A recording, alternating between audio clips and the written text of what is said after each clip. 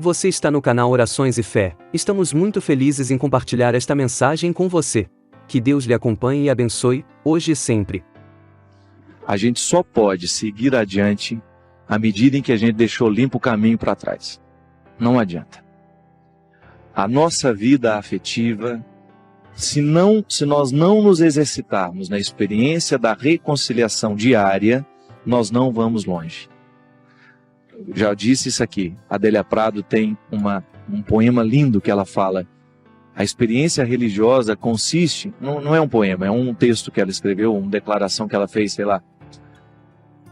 A experiência religiosa consiste desde a leitura de um texto sagrado, do observar formigas trabalhando e também de um olhar amoroso sobre nós mesmos.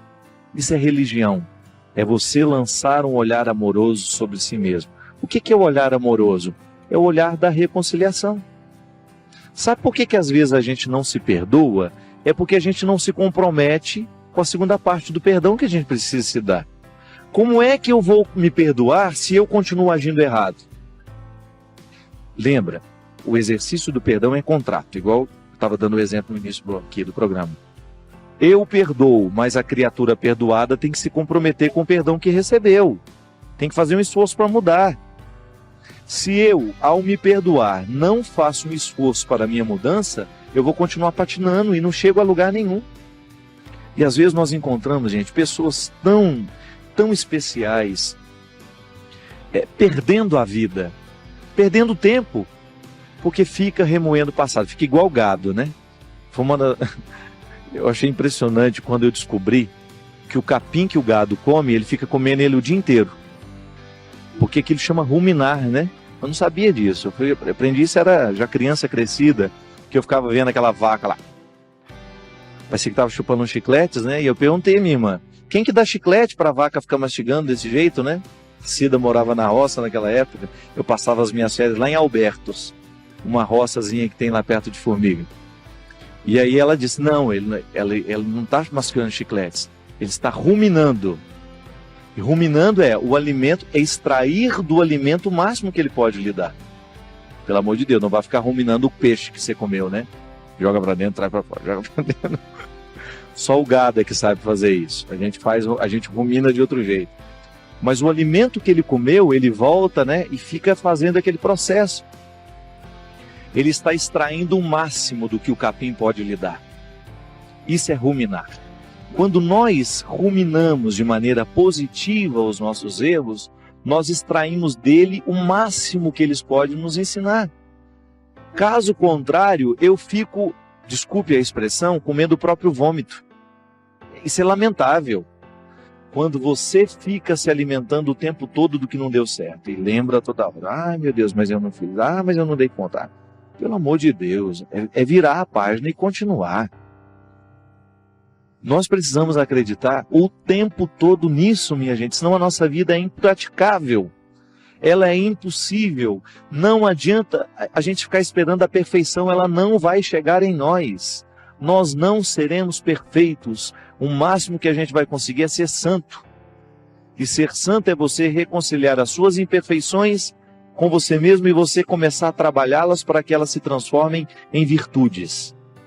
O bom santo é aquele que fez dos seus pecados uma grande virtude.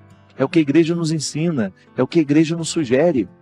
O cristianismo só é saudável à medida em que ele nos inspira a lidar bem com as nossas misérias.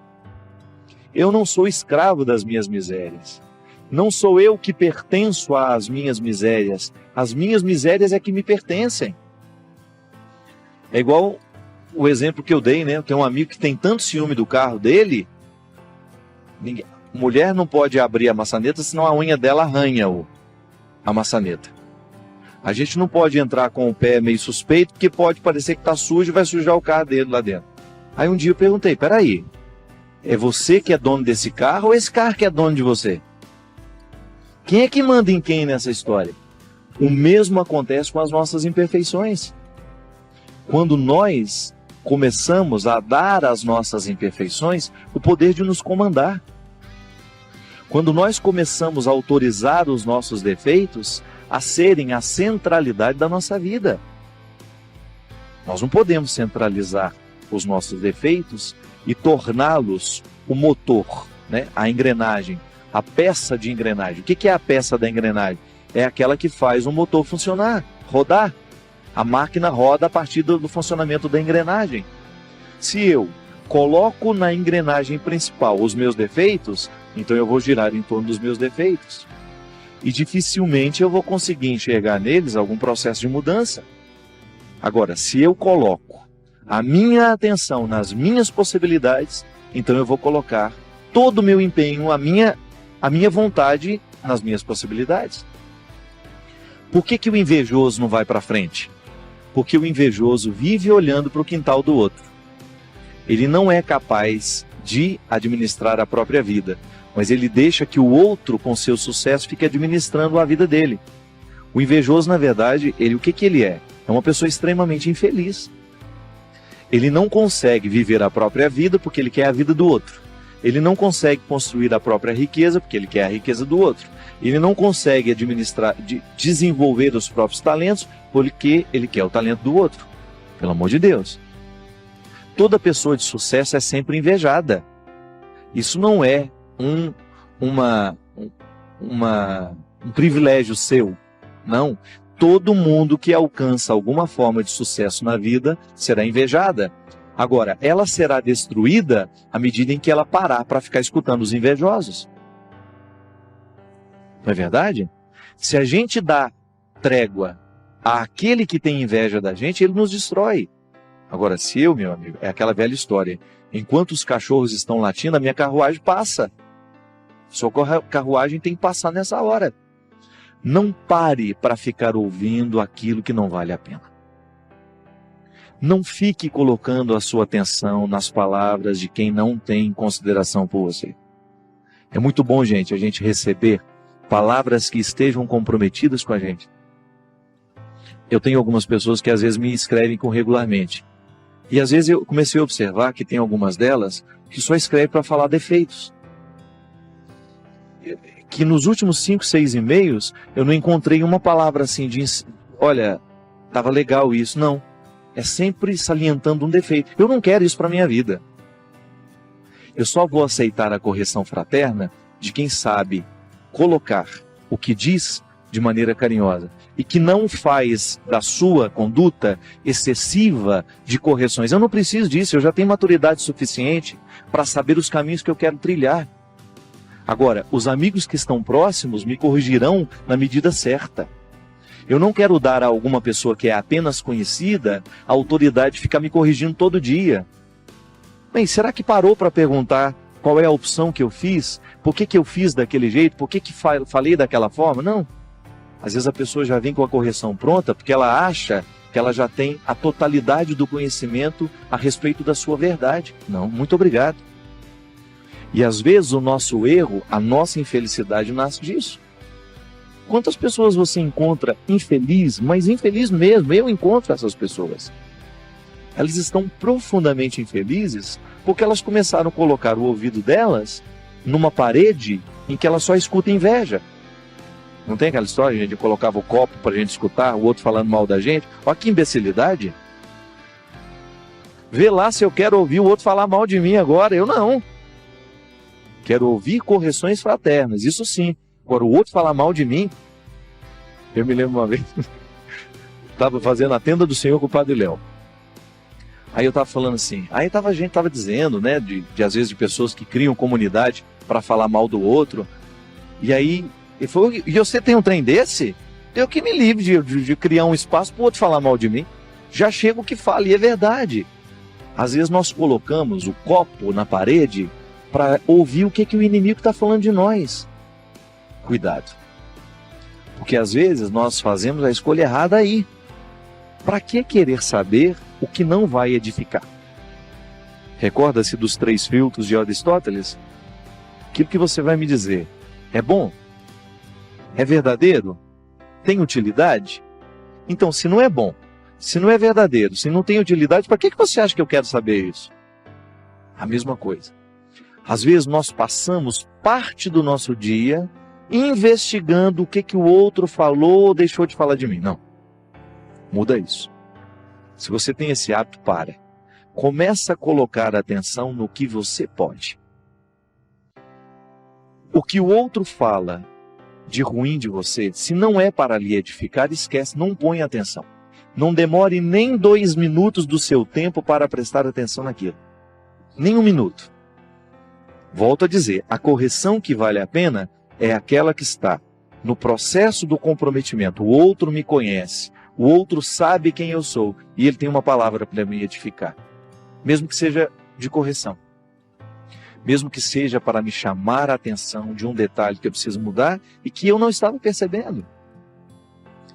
Minha gente, nós podemos fazer essa comparação de maneira muito bonita.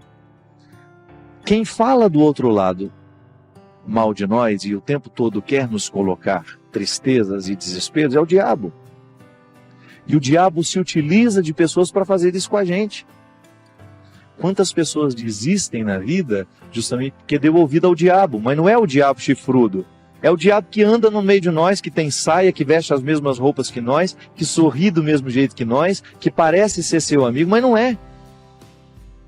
Então nós temos que neutralizar o poder do diabólico. Nós não podemos, se dentro do seu trabalho você tem uma pessoa que fala mal de você, comece a neutralizá-la.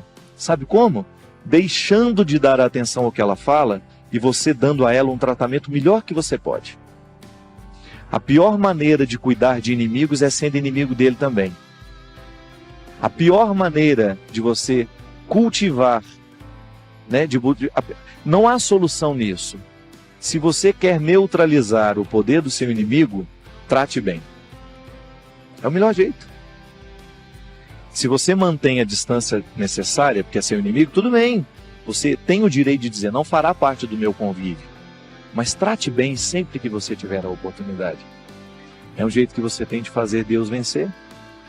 Deus vence nessa hora. Quando ao invés de nós tratarmos com indiferença, quando ao invés de nós tratarmos com agressividade, a gente muda a regra. E às vezes nós conquistamos as pessoas dessa forma, minha gente. Muitos inimigos são nutridos é porque a gente não tem a coragem de desafiá-los. Eu mesmo. Quantas pessoas que se diziam minhas inimigas e que no momento em que eu tratei como se fossem meus amigos, elas ficaram sem graça. Às vezes dentro do nosso lugar de trabalho, a gente enfrenta essas coisas. A pessoa nos trata mal, inventa coisas sobre nós e faz fofoca, faz isso, faz aquilo. Você entrega a sua melhor parte. Não pode ser diferente. Para que dar a ela o que você tem de pior? Para ficar nivelado? Para ficar tão ruim quanto ela é? Não. Não há necessidade disso. Deus tem que nos inspirar o processo da melhoria. E isso é salvação. Isso é cuidar. É o que Deus me convida, é o que Deus te convida e que nós não estamos fora. Como eu dava o exemplo da dengue, quantas vezes nós criamos focos de coisas ruins por causa do nosso descuido, da nossa preguiça de levantar, de ir lá resolver a situação, de jogar a água podre fora, de julgar a palavra podre fora. Eu não quero guardar isso que você me deu. Eu jogo fora o que você vomitou em mim, eu não quero isso.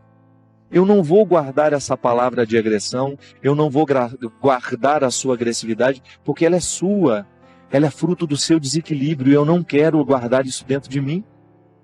É direito meu, é direito seu, olhar nos olhos das pessoas que lhe agridem e dizer isso. Guarde a sua agressividade para você. Se ela é a sua pior parte, resolva-se com ela. Eu não tenho a obrigação de trazer para dentro de mim a pior parte. Tanto é que você está jogando fora. Se ela fosse boa, você guardaria. Se você joga fora, é porque você não está satisfeito com ela. E eu não sou o lugar da sua miséria. Eu não tenho a obrigação de ser o depósito da sua miséria. Muita salvação de Deus deixa de acontecer na nossa vida, é porque a gente não tem a coragem de tomar essa iniciativa e de dizer tudo isso que eu estou dizendo. Às vezes hoje você vai ficar inspirado a dizer isso a muita gente, com carinho, com fraternidade, para que pare o poder de tudo que é diabólico sobre mim, sobre você. Derrame o Deus Todo-Poderoso sobre todos nós a sua bênção e nos conceda a graça de viver a dimensão bonita da vida.